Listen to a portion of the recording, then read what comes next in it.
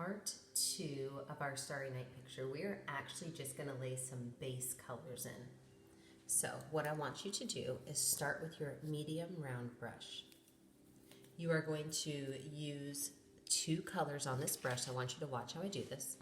I'm going to take yellow on half of the brush, and I'm going to dip white on the other. Now when you grab your white, you want to take from the outside. If you go from the middle, then you've pretty much contaminated all the yellow. So go from the side and grab some white. So now I've got 2 colors. I've got yellow on one side, white on the other. And all I'm going to do is I'm just going to fill in this big circle right here. Don't worry about brush strokes yet. Pretty much we are hoping to get rid of the white canvas and put some base color in.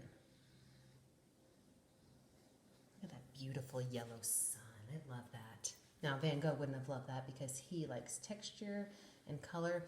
And fun fact, yellow was his favorite color. In fact, oftentimes he would mix it in his food, which made all of his friends think that he was a terrible cook, and they stopped hanging out with him for dinner time. So don't eat the paint, but please enjoy that yellow. All I did was wipe my brush off. I did not wash it. I'm going to go in with green now, and I'm going to fill in my entire, same brush by the way, my entire green cypress tree now. Again, this guy's going to change shape a little bit when we get closer to adding details with him. We are just going to paint in this big cypress shape. When I teach this at school, I teach the kids to use their hand as like an idea. So like the thumb sticks out and like the middle finger is the tallest. And so they kind of trace their hand, and this is their thumb, and the middle finger would be the tallest one. So I'm going to just paint in that big old cypress tree. Don't worry about brush strokes or making it nice and neat right now. All we're doing is giving us a base layer to work on.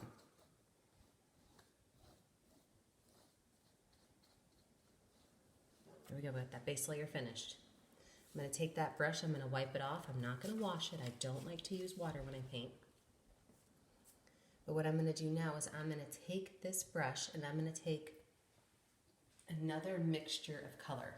I'm going to take a little bit of blue, and I'm using a pretty dark blue because I can lighten it up. And I'm going to take brown, and then I'm going to grab just a little bit of white. So 3 colors on there. I've got a half blue, half brown, and just a little bit of white. And I'm going to fill my whole bottom in with that. And when I say whole bottom, I don't mean everything underneath my horizon line. I mean everything underneath this second hill.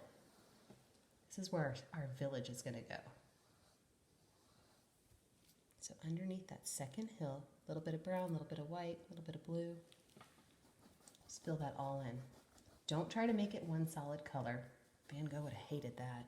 You got to change it up.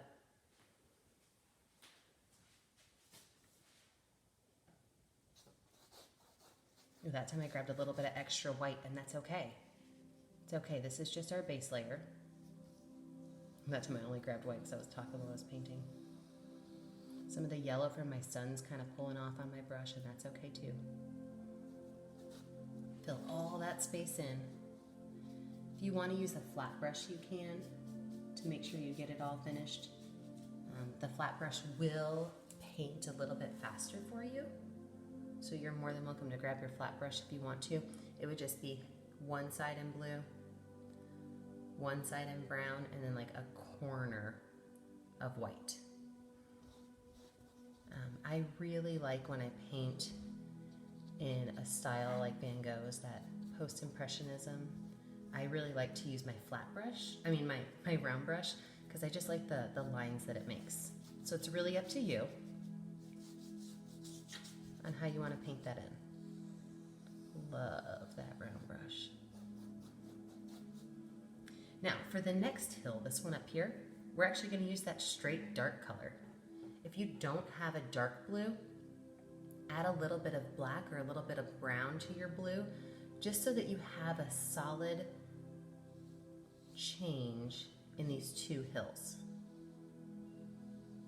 I said you're going to be using a lot of blue. If you did not bring your your blue paint with you, you might want to push pause and go get it.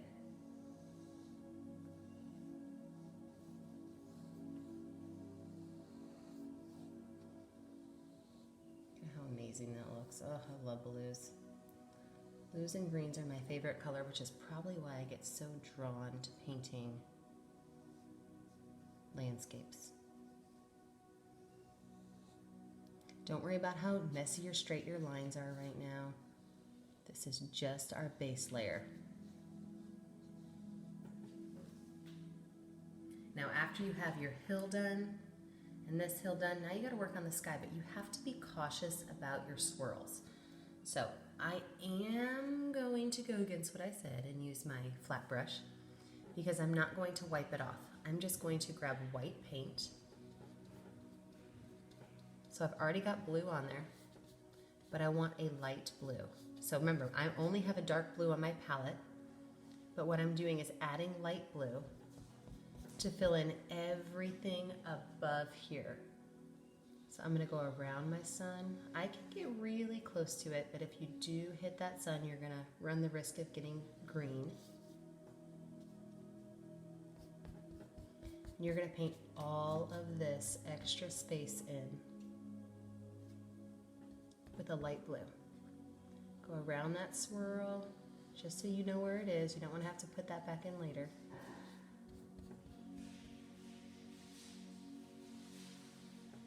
All the way around.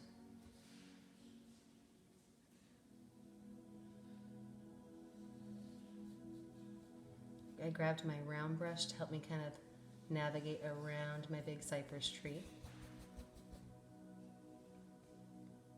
Blue and white, fill out all the spaces in. After you have this space filled in, you want it to dry for a little bit. Give it about a 10-minute resting period so that it can dry.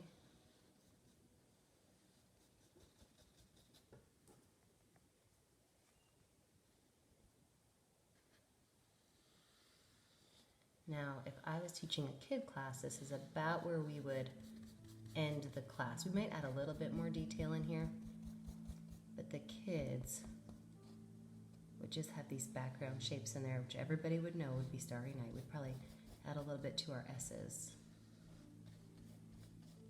You don't have to worry about getting every line around your swirls done. You just want to get them close-ish.